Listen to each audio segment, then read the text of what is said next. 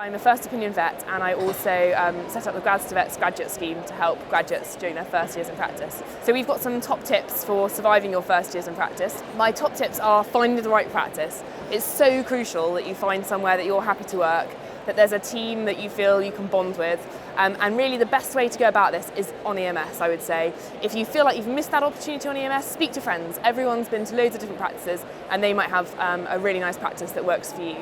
The second top tip is time management. It's so important to find out what works for you. Take responsibility, read books, there's loads of online resources, there's so much help. Speak to older colleagues and see how they manage their day. And my third top tip is have a plan B, which means in all scenarios, have in the back of your mind, what are you going to go if this goes wrong? And that way, when it does go wrong, if it goes wrong, hopefully it won't, then you don't need to panic.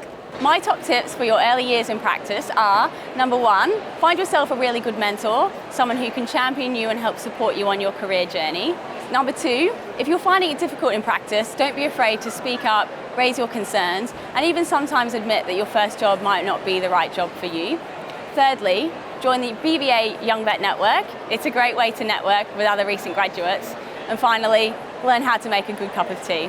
It's really important to have good support both within and external to the practice, both potentially through mentoring but also from your nurses and from your receptionists and the whole team.